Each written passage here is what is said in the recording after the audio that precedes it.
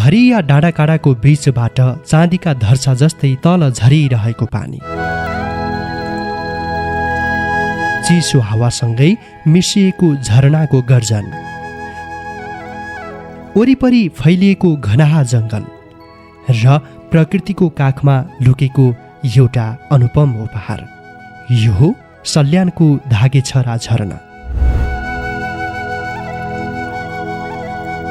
सल्यानको सदरमुकाम खलङ्गाबाट करिब 30 मिनटको सडक यात्रापछि यहाँ पुग्न सकिन्छ।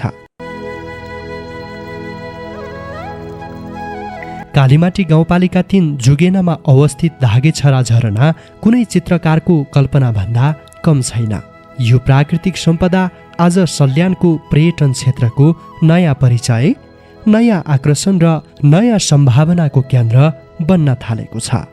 सल्यान जिल्लाकै अत्यन्त सुन्दर झरना भनेर पनि यसलाई परिभाषित गरौँ। हामीले चाहिँ यहाँ अत्यन्त फुल मस्ती लियौँ। यति बेला कस्तो छ भने सुन्दर कञ्चन पानी छ, जस्तो सुन्दर पानी छ र त्यो पानी पनि जस्तो जडीबुटीका जराहरूबाट थिग्रिँदै आएको पानी होला। सायद हामी त्यो पानीमा नुहायौँ पनि होइन, आनन्दसँग नुहायौँ झरनामा आनन्दसँग। त्यसले चाहिँ सबै मैलो पखालेको जस्तो अनुभूति भयो। पहिले कसैको नजरमा नपरेको यो प्राकृतिक सम्पदा आज हजारौं प्रकृति प्रेमीको रोजाइ बन्दै गएको छ। करिब 100 मिटर अग्लो चट्टानी भिरबाट पहाडको छाती चिर्दै अविरल रूपमा तल झर्ने धागेछरा झरनाको दृश्यले पहिलो पटक पुग्ने जो कोहीलाई केही क्षणका लागि मन्त्रमुग्ध बनाउँछ। झरनाको गर्जनले सम्पूर्ण वन क्षेत्र गुन्जायमान बनाइरहेको हुन्छ। पानीका सूक्ष्म कणहरू हावासँग मिसिँदै अनुहारमा ठोकिँदा शरीरभरि ताजकीको अनुभूति फैलिन्छ। वरिपरि उभिएका विशाल रुखहरू, हरियालीले भरिएका डाँडाकाँडा, चिसो बतास र स्वच्छ वातावरणले यहाँ पुग्ने प्रत्येक आगन्तुकलाई केही समयका लागि दैनिकी जनजीवनको कोलाहलबाट टाढा प्रकृतिको काखमा हराउन बाध्य बनाउँछ। यहाँ पुग्ने प्रत्येक आगन्तुकलाई केही समयका लागि दैनिक जनजीवनको कोलाहलबाट टाढा प्रकृतिको काखमा हराउन बाध्य बनाउँछ। धागेछराको सबैभन्दा ठूलो विशेषता भनेको यसको 12 महिना निरन्तर बगिरहने जलप्रवाह हो। गर्मीको चर्को घाम होस्, वर्षायामको अविरल वर्षा होस् वा जाडोको कठ्याङ्ग्रिने मौसम, झरनाले आफ्नो सौन्दर्य कहिल्यै गुमाउँदैन। प्रत्येक मौसमले यसलाई नयाँ स्वरूप दिन्छ, तर यसको आकर्षण भने सधैँ उस्तै मनमोहक रहिरहन्छ।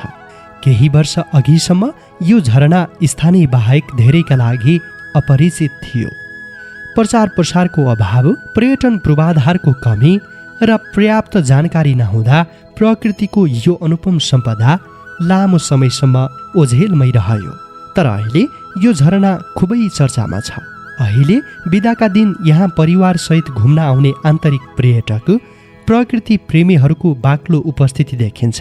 यो झरना अहिले केवल घुम्ने ठाउँ मात्र होइन, सम्झनालायक क्षणहरू कैद गर्ने लोकप्रिय गन्तव्य बनिरहेको छ। पर्यटकको चहल पहल बढेसँगै यस क्षेत्रको आर्थिक गतिविधिमा पनि बढावा आएको छ। दिनमा तपाईँको पहिला 20-25 जना 10-15 जना आउनुहुन्थ्यो भने अहिले लगभग 50-60 जना कहिले आउनुहुन्छ, कहिले 20-25 जना आउनुहुन्छ, यस्तै आइराख्नु भएको छ। 2082 साल म चाहिँ जिल्लाबाट पत्रकारहरू आउनुभयो भन्ने कुरा थियो, त्यही म त थिइनँ, तर पनि हाम्रो गाउँको साथीहरू हुनुहुन्न रहेछ। उहाँहरूले चाहिँ आएर योलाई फोटो खिचेर प्रचारको अभियान गर्नुभएछ। गरे पछाडि मात्रै थाम्लाई पनि थाम भयो, भाइरल भएको रहेछ। त्यसरी चाहिँ प्रचारमा आएको।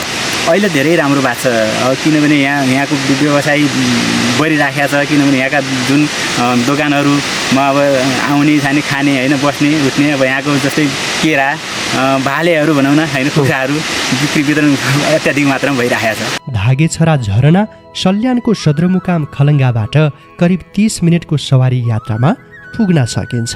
खलङ्गाबाट कालीमाटीतर्फ जाने कालोपत्रे सडक हुँदै गाडी वा मोटरसाइकलमा सहजै झरनासम्म पुग्न सकिन्छ।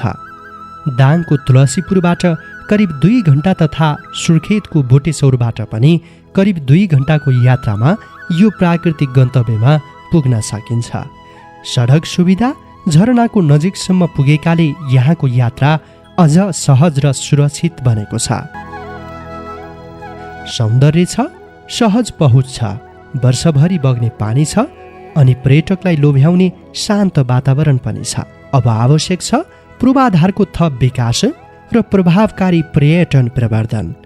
यदि यी पक्षमा समयमै ध्यान दिन सकियो भने आज सल्यानको पहिचान बनिरहेको धागेछरा झरना भोलि कर्णाली प्रदेशकै उत्कृष्ट गन्तव्यका रूपमा स्थापित हुन धेरै समय लाग्ने छैन।